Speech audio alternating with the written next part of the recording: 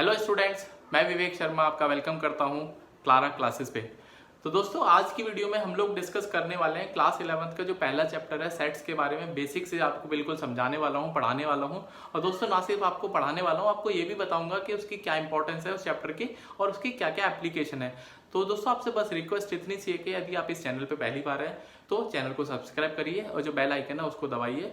और दोस्तों, यदि आपको कोई फ्रेंड है जो कि क्लास 11th में है या फिर इवन 12th में है, 9th में है, 10th में है, उन सबके बीच में इस जो चैनल का लिंक है उसको शेयर कर दीजिए, जिससे उनको भी बेनिफिट मिले। क्योंकि इस चैनल पे दोस्तों आपको क्लास 9 से लेकर क्लास 12 तक की जो इंपॉर्टेंट सब्जेक्ट है उनकी गाइडेंस मिलने वाली है। उनको बिल्कुल यहाँ पर हम लोग टीच करने वाले हैं। ठीक है, तो चलिए बात करते हैं दोस्तों आज की वीडियो की। हम लोग बात करते हैं सेट्स के बारे में। तो दोस्तों, यदि मेरे जहन में अभी इस समय कुछ नाम आ रहे हैं, मैं उन नाम को अभी आपको जो नाम है आपको बताने वाला हूँ, तो आपके जहन में तुरंत से जो पहला क्वेश्चन आएगा या उसका आंसर आएगा तो हो सकता है मेरे क्वेश्चन या मेरे आंसर के साथ में मैच करे। तो दोस्तों, वो नाम है दोस्तों महेंद्र सिंह धोनी के, विराट कोहली के, सचिन तेंदुलकर के, कपिल देव के। तो दोस्तों, उम्मीद करता हूँ कि आपके जहन में ये बात आ गई होगी कि सर जो आप नाम ले रहे हैं सारे के सारे क्रिकेटर्स हैं। तो डेफिनेटली दोस्तों, ये सारे के सारे क्रिकेटर्स हैं। बट यहाँ पर क्रिकेटर्स होने से और इन नाम से क्या ताल्लुक आता है वो मैं आपको समझाने वाला हूँ। तो दोस्तों, जो मैं बात कर रहा हूँ सेट्स के बारे में, सेट क्या करता है, सेट्स की यदि मैं बात करूं डेफिनेशन की, तो well defined collection of objects को दोस्तों हम सेट्स बोलते हैं। मैंने आपको well defined collection of sets well defined collection of objects, ठीक है। तो दोस्तों, यदि मैं बात करूं सेट्स के बारे में, तो यहाँ पर दिखाई दे रहा है डेफिनेटली। तो इसकी यदि दोस्तों हम बात करेंगे डेफिनेशन की, तो it is well defined collection of objects और एलिमेंट्स। ठीक है, तो सेट्स की दोस्तों सिंपल सी परिभाषा है कि सेट्स को हम well defined collection of objects और एलिमेंट्स बोलते हैं। अब दोस्तों, यहाँ पर जो वर्ड्स हैं उनकी बड़ी इंपॉर्टेंस है। इंपॉर्टेंस क्यों है? क्योंकि वेल डिफाइंड आपको पता होना चाहिए कि इसका क्या स्कोप है, वेल डिफाइंड का मतलब क्या है और कहां पर इसको यूज करने वाले हैं और इसकी क्या लिमिटेशन है। ठीक है दोस्तों, यदि मैं आपसे पूछता हूं कि आपका फेवरेट क्रिकेटर कौन है या फिर आपका फेवरेट टीचर कौन है, तो ये जो आंसर है दोस्तों, ये आपका पर्सनल फेवरेट है। जरूरी नहीं है कि जो आपको अच्छा लगे वो आपके दोस्त को भी अच्छा लगे। तो डेफिनेटली दोस्तों, ये जो मेरा क्वेश्चन है ये वेल डिफाइंड नहीं है। क्यों? क्योंकि इसमें आपके पास जो आंसर्स है वो मल्टी आंसर्स हो सकते हैं। ठीक है, तो वेल डिफाइंड का दोस्तों यहाँ पर जो मतलब है वो ये है कि यदि आपसे या किसी से भी कोई भी क्वेश्चन पूछा जाए जो कि सेट्स के बारे में है, तो सबका आंसर कॉमन आना चाहिए। ऐसा नहीं है कि कोई व्यक्ति कुछ आंसर दे, कोई व्यक्ति कुछ आंसर दे। तो इसीलिए दोस्तों, यहाँ पर जो वर्ड है वेल डिफाइंड की बड़ी इंपॉर्टेंस है कि आपको ये बाउंड करता है, कि आपको क्या करता है, बाउंड्री के अंदर लेके आता है कि जो आपका एलिमेंट है, जो आपका कलेक्शन है, वो क्या होना चाहिए, वेल डिफाइंड तरीके से प्रॉपरली आप उसको डिफाइन कर पाए, तभी आप उसको सेट्स की फॉर्म में रख सकते हैं। ठीक है, तो दोस्तों, जैसे एक बैग है, एक बैग है, उसमें आपने एक बैग में ब्लैक सॉक्स भर दिए और एक दूसरा बैग है दोस्तों, उसमें मैंने व्हाइट सॉक्स भर दिए। तो दोस्तों, ये बात क्लियर हो गई है कि अब सॉक्स का जो साइज है वो दोस्तों मैटर नहीं है, वो वेल डिफाइंड नहीं है।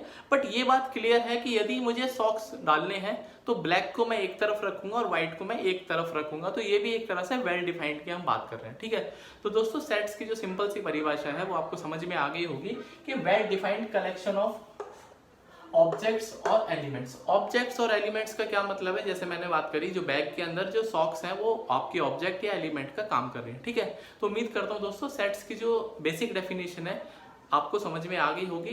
दोस्तों, ये जो चैप्टर है इसकी इंपॉर्टेंस है वो इतनी है कि जो दूसरे चैप्टर्स हैं लाइक ट्रिग्नोमेट्रिक फंक्शन है, ज्योमेट्री है और क्लास 12th में दोस्तों रिलेशन फंक्शन है, वहां पर ये डायरेक्टली और इनडायरेक्टली कोरिलेट करता है सेट्स। इसीलिए मैं आपको ये बोला था कि जो सेट्स है वो काफी इंपॉर्टेंट है। ठीक है, एप्लीकेशन मैंने आपको बताई दी है। जैसे दूसरे चैप्टर्स में अभी हम रिलेशन फंक्शन की बात करेंगे, तो वहां भी बिना सेट्स की जानकारी के आप उस चैप्टर को टच नहीं कर सकते। ठीक है, तो दोस्तों, मैंने आपको अभी बात करी डेफिनेशन के बारे में। अब हम बात करते हैं कुछ जो थ्रू आउट द बुक है, कुछ ऐसे सेट्स हैं जो कि आपको देखने को मिलेंगे इवन क्लास 11th में भी और 12th में भी। क्या वो सेट्स हैं? जैसे एन है, एन को दोस्तों हम लोग डिफाइन करेंगे set of all natural numbers. ठीक है, तो दोस्तों यदि आपके पास n लिखा होगा, ठीक है, अभी मैं आपको ये भी बताऊंगा कि सेट को किस तरह से रिप्रेजेंट करते हैं, बट अभी जो मैं डेफिनेशन के ऊपर काम कर रहा हूँ, अभी ये भी बताऊंगा कि सेट को कैसे डिफाइन करते हैं, कैसे रिप्रेजेंट करते हैं, वो सारी चीजें बताऊंगा। आपको पैनिक बिल्कुल नहीं होना, ठीक है। तो दोस्तों n जो है, यदि आपको अब से जो बुक में जगह जगह पर दूसरे भी चैप्टर्स में n लिखने को मिलेगा जो बोलेगा कि सेट ऑफ नेचुरल नंबर है, तो ये बात आपके जहन में क्या बल्कि सारे बच्चों के जहन में आ चुकी होगी कि सर यहाँ पर नेचुरल नंबर्स की बात कर रहे हैं जो कि 1 से स्टार्ट होते हैं, 2 से स्टार्ट होते हैं, 1 से 2 से 3 से, मतलब 1 2 3 से लेके वो जो नंबर्स हैं वो इन्फिनिटी तक जाते हैं। अब इन्फिनिटी दोस्तों एक नंबर नहीं है, वो एक कंसेप्ट है। फुर्सत में कभी इन्फिनिटी के बारे में आपको तसल्ली से बताऊंगा। तो आज तक मतलब अभी तक हम लोग इसको यहीं पर लिमिटेशन करते हैं कि n क्या है, नेचुरल नंबर का एक सेट है जो कि 1 से लेके आगे तक 2 3 4 कहीं तक भी जा सकते हैं, ठीक है। तो दोस्तों दूसरा जो यहाँ पर सेट है R है, दैट इज R क्या है, set of all real numbers, ठीक है। दोस्तों यदि मैं बात करूं R की, R एक दोस्तों एक तरह से वेल डिफाइंड सेट है जहां पर हम लोग डिफाइन कर रहे हैं R को रियल नंबर्स के, ठीक है। तो रियल नंबर दोस्तों क्या होते हैं, वो सारे के सारे नंबर जिनको मैं नंबर लाइन पर एक्सप्रेस कर सकता हूं, वो नंबर दोस्तों रियल नंबर्स होते हैं, ठीक है।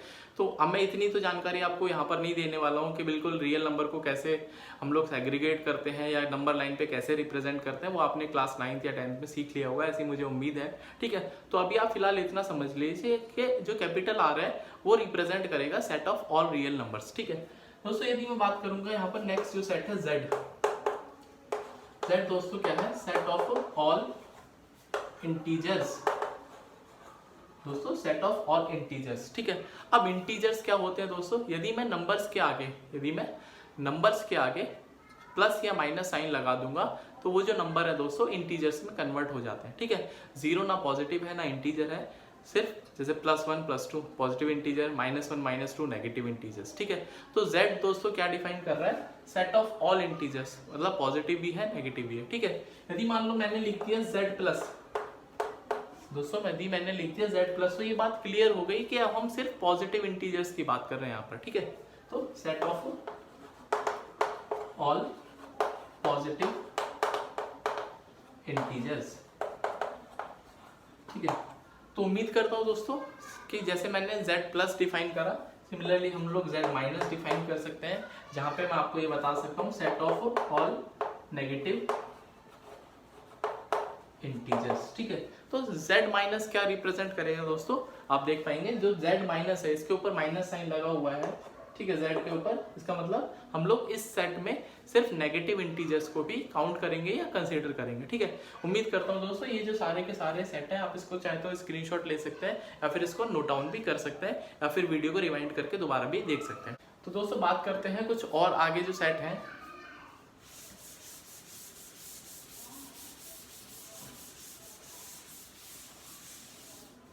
नेक्स्ट जो सेट है दोस्तों, यदि मैं बात करूं Q क्या है दोस्तों, set of all rational numbers, ठीक है, set of all rational numbers, ठीक है। तो रेशनल नंबर की जानकारी आपने क्लास 9th में कलेक्ट करी होगी या फिर क्लास 10th में भी आपने जाना होगा रेशनल नंबर्स को, ठीक है। कभी फुर्सत में यदि आपको टाइम मिले तो 9th की जो वीडियो है वो देख लेना, और वो वीडियो भी इसी चैनल पे आपको जल्दी मिल जाएगी, ठीक है। तो रेशनल नंबर के बारे में जानकारी वहाँ पर आपको मिल जाएगी। तो फिलहाल के लिए आपको ये समझना है कि जो Q है, अल्फ़ाबेट Q है, वो हमारा डिफाइन करता है रेशनल नंबर्स को, ठीक है। चलिए बात करते हैं आगे। तो अब हम दोस्तों बात करने वाले हैं कि रिप्रेजेंटेशन ऑफ सेट, ठीक है, how to represent set, representation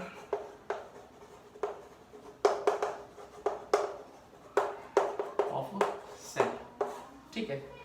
तो अधिकतर दोस्तों जनरली हम लोग सेट को एक कैपिटल अल्फाबेट से डिफाइन कर सकते हैं, ठीक है, represented by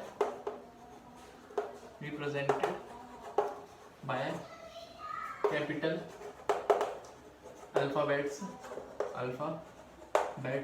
like A B C X Y Z, ठीक है। Z को हटा देते हैं क्योंकि दोस्तों यहाँ पर कंफ्यूजन क्रिएट हो जाएगा कि सर आपने अभी तो Z जो इंटीजर बताया था, तो Z को अभी हम लोग एलिमिनेट कर देते हैं यहाँ पर, ठीक है।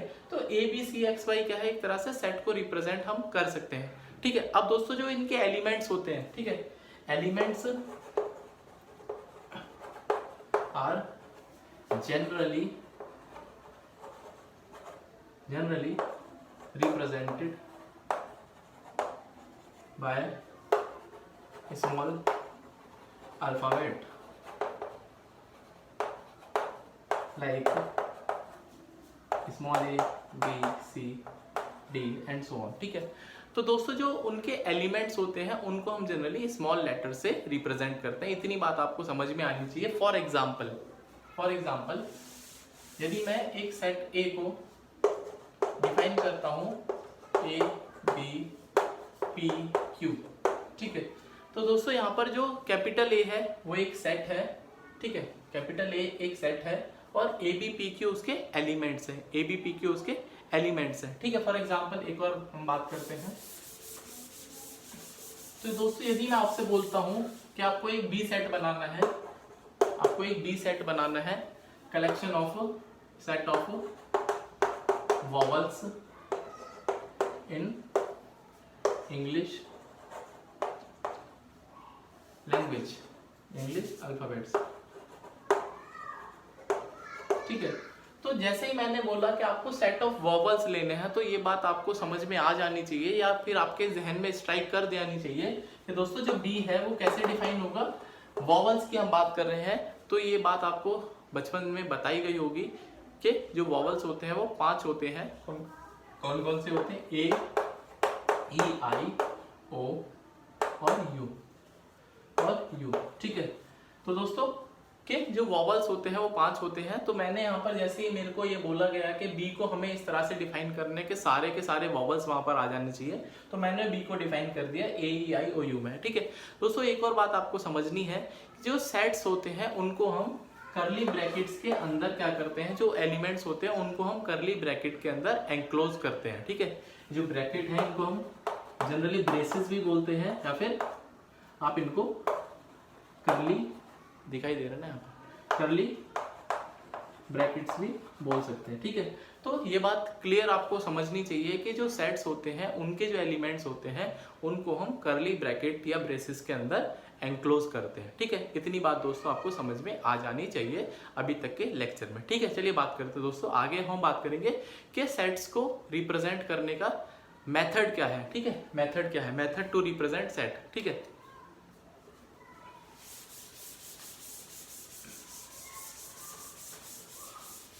अब हम बात करनी है मेथड टू डिफाइन या रिप्रेजेंट सेट, ठीक है। तो सेट को हम किस तरह से डिफाइन कर सकते हैं या क्या तरीका होता है, ठीक है। तो दोस्तों 2 तरीके से सेट को हम क्या कर सकते हैं, डिफाइन कर सकते हैं या रिप्रेजेंट कर सकते हैं। पहला दोस्तों तरीका होता है रोस्टर और टेबुलर फॉर्म, और दोस्तों यहाँ पर दूसरा जो तरीका है वो है सेट बिल्डर, ठीक है। तो दोस्तों 2 तरीके से हम लोग यहाँ पर डिफाइन कर सकते हैं सेट को। एक तो पहला तरीका है रोस्टर या टेबुलर फॉर्म, और दोस्तों जो दूसरा तरीका है वो है सेट बिल्डर फॉर्म, ठीक है। अब क्या होती है रोस्टर फॉर्म और क्या होती है सेट बिल्डर फॉर्म, मैं आपको बताने वाला हूँ, ठीक है। आप इसको नोट करना चाहे तो नोट भी कर सकते हैं। तो चलिए बात करते हैं दोस्तों, पहले सेट रोस्टर फॉर्म की हम बात करते हैं, ठीक है। तो हेडिंग आप लगा लीजिए रोस्टर फॉर्म। यदि हम बात करेंगे दोस्तों रोस्टर फॉर्म, ठीक है। तो in the roster form elements are listed and separated by comma, ठीक है।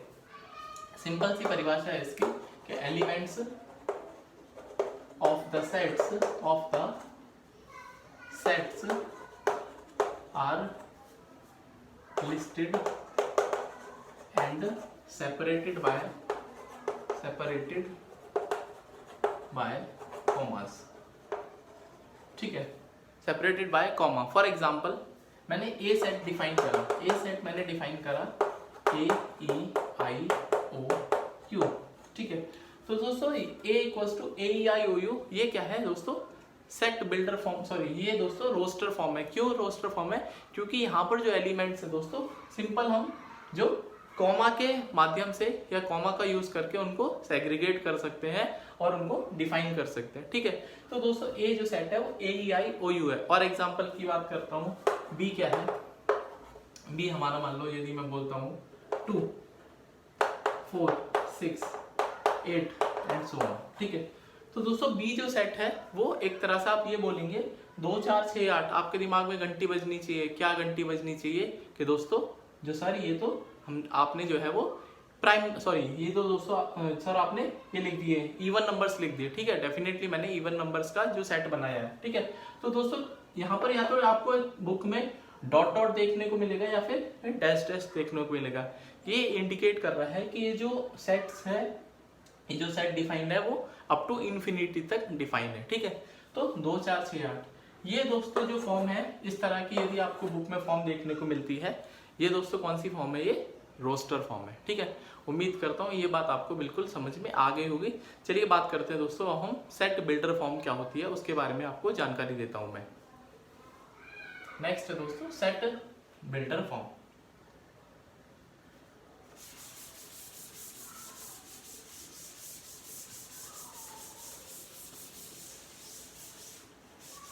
तो दोस्तों बात करते हैं हम लोग सेट बिल्डर फॉर्म के बारे में।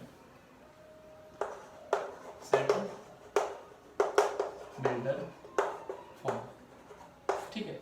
अब सेट बिल्डर फॉर्म का क्या मतलब है कि दोस्तों यहाँ पे जो एलिमेंट्स डिसाइड होंगे या फिर यहाँ पर एलिमेंट्स आपको बनाने पड़ेंगे, आपको यहाँ पर डिस्क्रिप्शन दिया जाएगा। ठीक है, दोनों में डिफरेंस क्या है कि रोस्टर फॉर्म में आपको एलिमेंट्स गिवन होंगे और सेट बिल्डर फॉर्म में जैसा कि इसके नाम से ही पता चलता है सेट बिल्डर, आपको सेट बिल्ड करने हैं, आपको यहाँ पर डिस्क्रिप्शन दिया जाएगा। और डिस्क्रिप्शन देने का भी एक प्रॉपरली एक तरीका है, वो मैं आपको ये तरीका बताने वाला हूँ। ठीक है, फॉर एग्जाम्पल यदि मैं ए सेट को डिफाइन करता हूँ जहां पर x इज सच दैट, आपको यहाँ पर एक तरह से कॉलन का यूज करना है।